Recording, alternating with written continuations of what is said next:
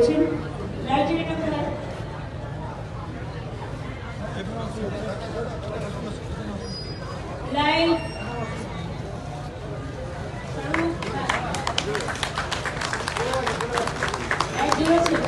আরেকটু অন্ধকার হলে দেখা যাবে। আমি আপনাদের সকলকে অনেক ধন্যবাদ জানাচ্ছি। আপনারা স্থানীয় মানুষ, এখানকার তীর্থযাত্রীরা আস্তে আস্তে আসবে, সাধু সন্ত থেকে শুরু করে যারা বিভিন্ন দোকানদার, প্রশাসনের সবাই, স্থানীয় আমার ভাই বোনেরা, মায়েরা, আমার প্রবীণ এবং নবীন সকলকে সুন্দরবন মেলার, গঙ্গাসাগরের মেলার অনেক অনেক শুভকামনা জানাচ্ছি।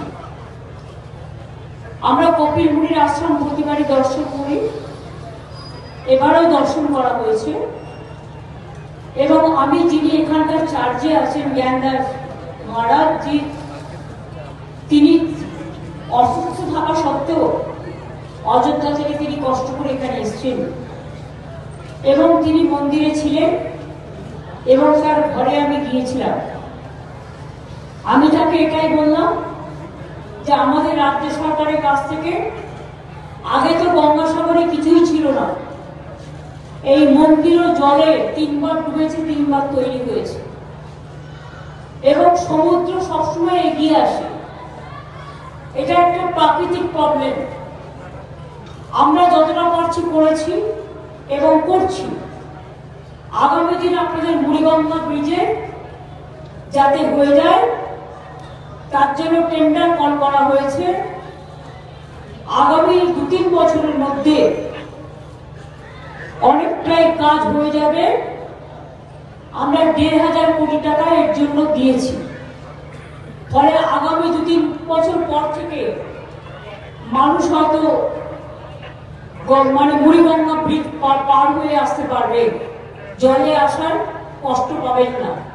গঙ্গাসাগর খুব কষ্টকর তীর্থ, কারণ প্রত্যেককে জল পেরিয়ে আসতে হয়। আমি যেটা মহারাজকে রিকোয়েস্ট করেছিলাম, জ্ঞানদাস মহারাজ যিনি এখানকার চিফ, যে এখানে যা ইনকাম হয়, ওদের ইনকাম মানে কি, যেটা হচ্ছে ডোনেশন বা ধরুন অনেকে চাঁদা দেয় কপিল মুনি আশ্রমে সারা বছরে, গঙ্গাসাগর মেলার সময় ওদের একটা কোটি কোটি মানুষ, 1 কোটির উপর মানুষ আসে, প্রচুর টাকা ওদের জমাও পড়ে।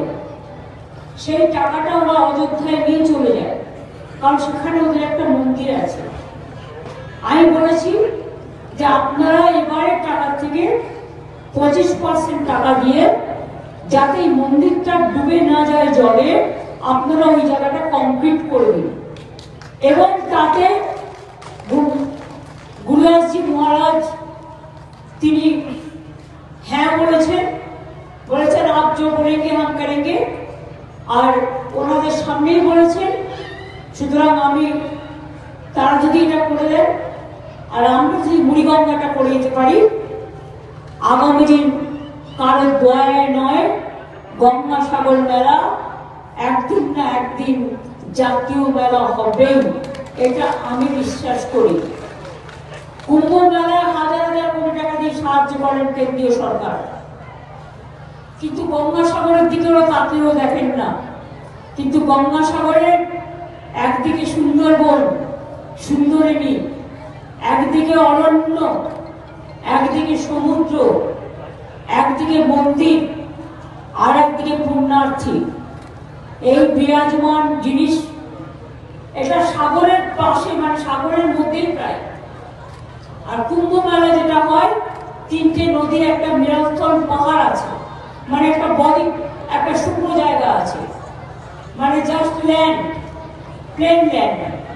সেখানে আমাদের যেমন ত্রিবেণী আছে হুগলিতে, আপনারা জানেন, সেই রকম এই জায়গাটায় হয় কাজেই। আর আমাদের এখানে যেটা হয়, পুরো জল পেরিয়ে প্রায় জলের মধ্যেই গঙ্গা স্নান করে মানুষকে জল পেরিয়ে এসে গঙ্গা স্নান করতে হয়, পুণ্যার্থীতে ফিরে যেতে হয় গঙ্গা স্নান করে।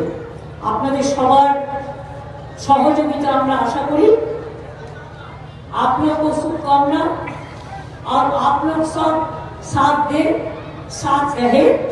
गंगा सागर मेला बहुत सारे आदमी आते हैं, जैसे वो आहिस्ता आहिस्ता आए और आहिस्ता आहिस्ता जाए कि उसको पानी का अंदर से आने पड़ता है।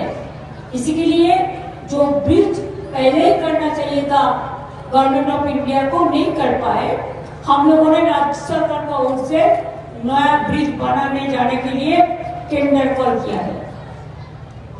जितना दिन लगेगा काम करने के लिए, उसके बाद बहुत सुविधा हो जाएगा।